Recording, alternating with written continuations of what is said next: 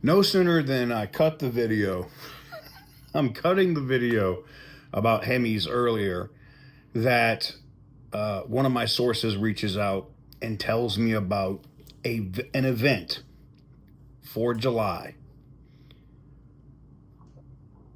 the rebirth of the Hemi V8.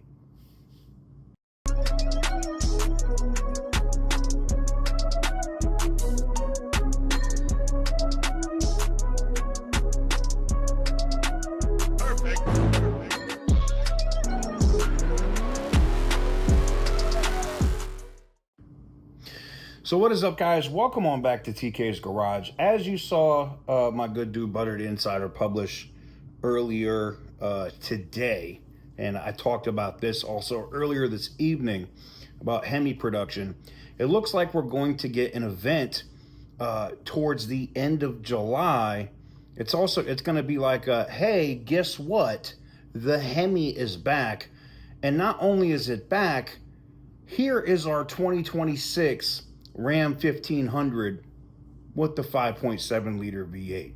Now, I want to talk about a couple of different things. So, Butter was able to, he's able to make leaked documents look a lot better than me. I always just take like a digital pen and scratch everything out and it looks like shit.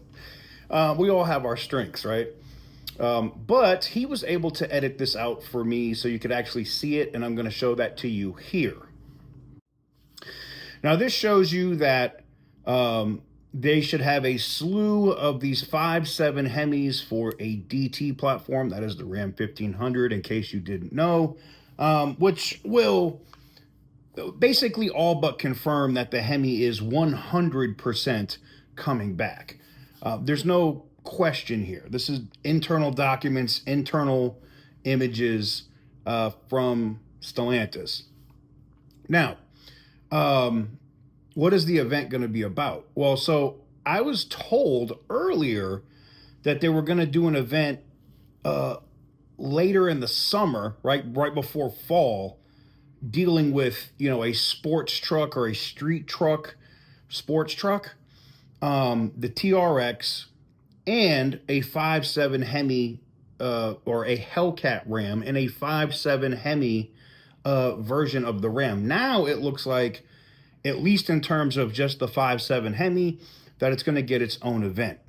What I'm being told is, and I'm going to show you the date right here, I'm being told July 21st or July 28th for an event that will specifically focus around the 5.7 liter Hemi coming back to the Ram.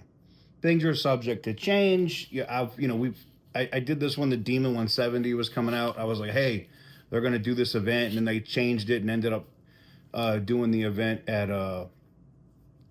here in Las Vegas at the Speedway. So subject to change, but from what I'm getting now from internal memos and information that's going back and forth between executives and the board of directors, is that we should see an event here in July talking about the Hemi and the Ram 1500.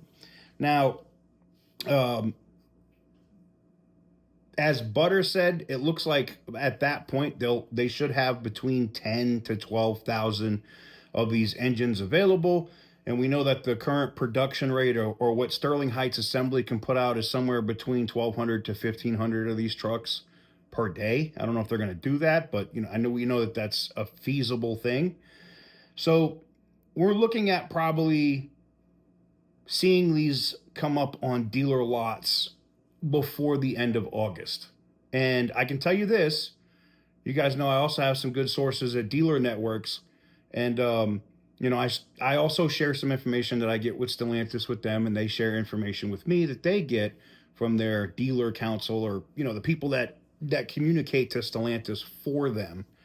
And newsflash, they're hearing the same thing. They are doing incentives and all kinds of crazy stuff. And I think Stellantis is trying to tamp down on the Hemi news or the leaks coming out as they, responded to Car and Driver and Motor Trend and stuff this week. for two reasons. They know that no one's going to buy these Hurricane trucks. They're not, if they know a Hemi's coming back. Just saying. The Hurricane has been an abject disaster for Stellantis. And I'm not going to say, shout out to my dude, Mod to Fame. Great guy. He's like me. I'm a BMW guy. I'm not just a Stellantis guy or, a Mopar guy. I like BMWs too. I love the B58 engine. That's an inline six. It's tunable like crazy. It's ultra reliable, except all the plastics. All that stuff breaks. You consistently have to replace the damn coolant system like every 30 friggin' thousand miles. And it's not any different with the Hurricane. All of that plastic stuff around the thermostat, the intake, all that crap is going to consistently get brittle, break, fail, and those engines are going to consistently be a problem. Never mind the wiring harness and everything else that they have issues that they're still getting over from the Carlos Tavares days. That said, from what my sources have told me, as these new Ram 1500s that will be coming for model year 2026 will have an updated wiring harness. Now, I don't know if they're going through the old supplier. I would assume that Tim Kuniskis would probably want to make reliability a key thing. But one thing for sure is it's not going to have the issues that these 2025 Rams are having. And you can just type in 2025 Ram issues, right? Electrical issues, hurricane issues.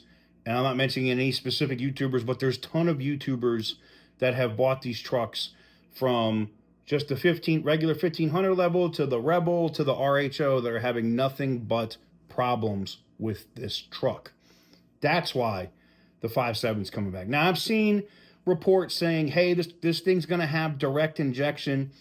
I can tell you this right now, from what my sources in Mexico are doing, where they're building this engine, the only change that we might see on these engines, and that's why, they're building some now, but they might not have MDS on them. And it really just depends on where legislation is and where the tailpipe emission rules are that I've been talking about here in the next week or so. That's how fast this is moving when it comes to the Hemi.